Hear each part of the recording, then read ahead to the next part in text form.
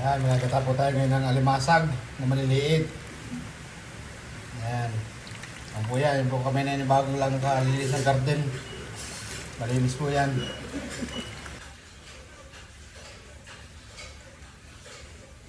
Okay na.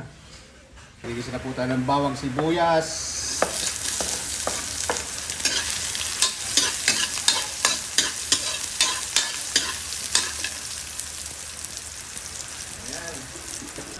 Ayan, alam natin ang ating maraming maliliit na alimasag. Ayan, dami ito. Pampo ito, pang ulam, pamulutan, kahit na kapitbahay, lahat na po yan dala. Ayan. Ayan. Ayan na po, ilagay po natin ang ating sariwang gata. Ayan.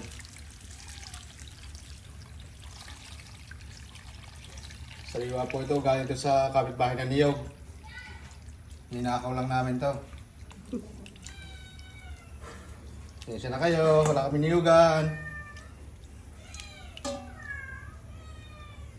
Yan po sariling gawa to. Sariling gata. Yan po yung galing sa kuko.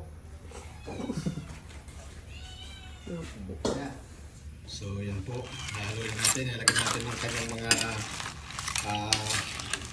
asin, paminta at kanyang ating special secret ingredients. Yan. So ako lang po nakakalam yan. Ang aking secret ingredients. Yan po ay pamana pa sa akin ng mga ninuno, secret ingredients. Wala pong nakakalam niya kundi kami lang ang aking ninuno. Yan. So na po kumukulo na ang ating ginagataan. So nagat na po ito mamaya. Yan.